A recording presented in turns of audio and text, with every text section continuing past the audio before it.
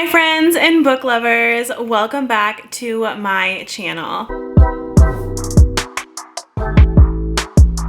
If you're new here, my name is Allie and this is Kisty Reads. So today I am doing my first haul of 2021. I did acquire some books over the holidays and over the month of January, and I just wanted to go over them with y'all. Some of these are buddy reads, so I had to get them, and some of these I just really wanted to dive into the author or the series, and some of these have come from book subscription boxes, so let's get right into it. The first book I want to talk about is an oldie but a goodie, one that I have read before in my much younger years, and I want to dive into it and see what I think of it now, especially since it's such a staple in the fantasy adult world. So I got myself this beautiful used copy, and that is The Eye of the World by Robert Jordan. This is the Wheel of Time series, which is like one of the most popular fantasy series that's out there right now, besides all the Brandon Sanderson stuff. And it was written in the 90s, I'm pretty sure. It's just an old, almost like classic-ish, I guess you could say, fantasy.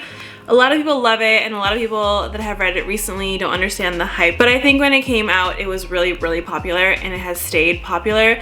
The series is like massive. It's like 14 or 15 books long or something like that, and Brandon Sanderson actually has finished the series. I'm planning on reading the first one at least, maybe the first 4, and seeing how I feel about that and if I want to continue the series, but I do want to get back into it. I want to remember what I read back in the day, and even just looking at the cover and reading the synopsis, it just reminds me of what I read, so I'm curious to see what I'm gonna think of it now. And the next one is one that I actually saw on BookTube and then haven't seen anyone else really read it or talk about it, and it's one that I want to get into. I know that this author was previously self-published, or at least some of her works were self-published, but this one I think got picked up by a publisher, so that's really exciting. And it is The Alchemist of Loom by Elise Kova. She did another fantasy romance series that I think a bunch of us are reading in April, which I'm really excited about since I'm diving into that genre now newly. This one is a fantasy story, and I find it a little hard to explain, so I'm just gonna read the back to y'all. So it says, Ari lost everything she once loved when the 5 guilds resistance fell to the Dragon King. Now she uses her unparalleled gift for clockwork machinery in tandem with the notoriously unscrupulous morals to contribute to a thriving underground organ market.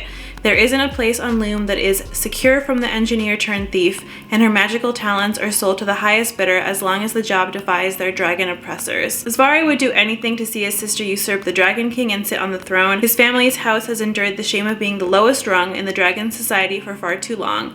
The Alchemist Guild, down on Loom, may just hold the key to putting his kin in power, if Zvari can get to them before the Dragon King's assassins. When Ari stumbles upon a wounded Zvari, she sees an opportunity to slaughter an enemy and make a profit off his corpse, but the dragon sees an opportunity to navigate Loom with the best person to get him where he wants to go, and go is 2 capital letters.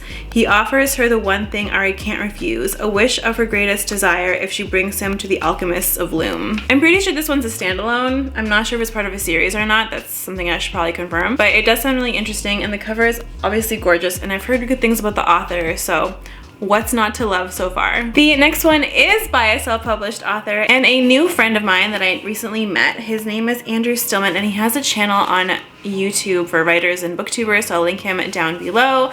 But that is Immortality Awaits Book 1. This is part of a series. I know that he's writing revisions for this, but I wanted to read the original. So I got it, and I'm personally excited to read this. I know he's put a lot of work into it and even told us some of the backstory of where some of these characters come from. So that's really exciting for me to just know while I dive into the novel. And I also really love that cover. I mean, I think we can all agree it is gorge. And so I'll read the back of this one too. So after being plagued by dreams sent to him from a mysterious sorceress named Isabel Hopwood, Donovan Carter discovers he and his closest friends must uncover the legendary objects of Inuit, powers bearing the elements of the world promising both invincibility and immortality. However, in the parallel world of Inaro, the vengeful Lord Matobian leads his own apprentices to find the objects for themselves in an attempt to gain ultimate dominion. Their bond begins to quake at the control of the powers, but the promise of an oncoming war still stains the horizon. The battle lines have been drawn. The armies have taken up their weapons. The powers have chosen their victors. Immortality awaits those without mercy. So that sounds daring. The next is another self-published author, and this is our read in the shelf published in for April, and that's Winds of Stripe by Yu-G Gutman. He's also awesome and a really, really nice human, so I'm excited to read his book. Not only that, but the book itself sounds really, really interesting, so I'm just doubly excited to be able to read this in April. So I got myself a physical copy and a Kindle copy just in case, because I want to be able to read wherever I am, and I'll read the back of this one for you guys too. This is the first novel in the series that he is writing. So it says, witch hunts have plagued the kingdom of Oleanath for decades. Thousands were slain due to the king's paranoia of women who practice senspiritic magic. No more. Nye and his companions have seen enough of murder and misogyny. 15 years have passed since he joined the witch hunters, and now, at long last, an opportunity to destroy them from the inside reveals itself. An opportunity to overthrow the king and end his reign of cruelty. But 15 years of pretense have taken a toll. The strive for vengeance has steered Nye toward a path of violence and villainy. His hands are stained by the blood of countless innocents, his heart is scorched by grief, and his sanity hangs by a thread. Even if he can kill the king and see this revolution through, it may not suffice to purge the voices from his head.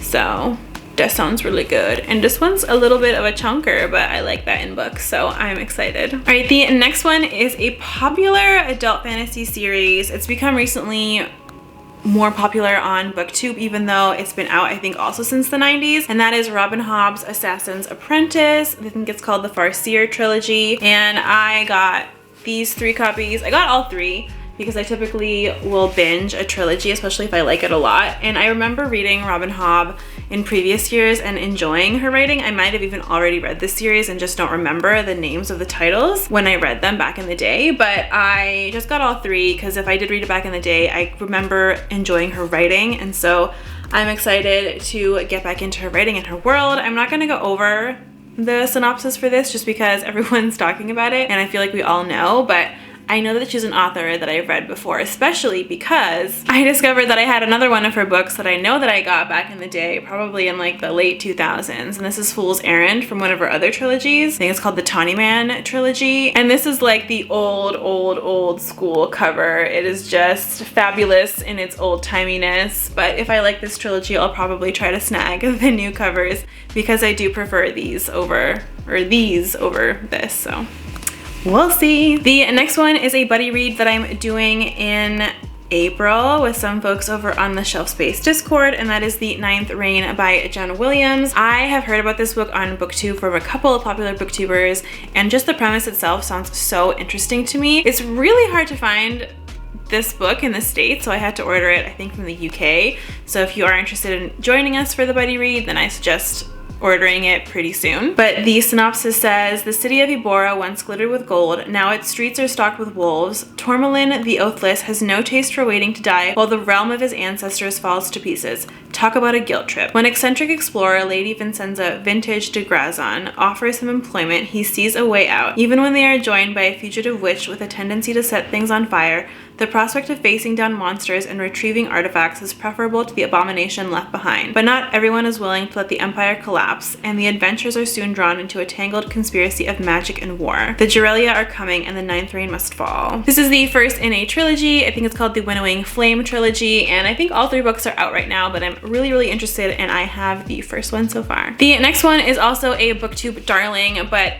unlike other BookTube darlings that I've read in the past, this one actually has a lot of great recs from different types of readers that read different types of genres, and so I'm confident that I think I will fall in love with this book, and that is The Song of Achilles by Madeline Miller. So this is a retelling of one of Achilles' stories in Greek mythology. I have read a lot of Greek mythology in my youth, but I don't always remember every single story. This is about going to save Helen of Sparta and his bond with a prince who ends up following him into that quest. So this is supposed to be really emotional, really heartbreaking, and I know that if I read this novel, I'll have to be prepared for a lot of tears. But even still, it just gotten rave reviews, and I do want to read Circe, which is her second novel kind of in this same sphere, and I know that Circe will give away some things in Song of Achilles, so I'm gonna read this one first since I got it first and hopefully get to Circe soon. And the second to last one I got recently, and that's Winter's Orbit by Everina Maxwell. This sounds so interesting, and it's gotten a lot of rave reviews from a lot of people so far. It's a new release as of January, so it just got released, and apparently it's on a lot of people's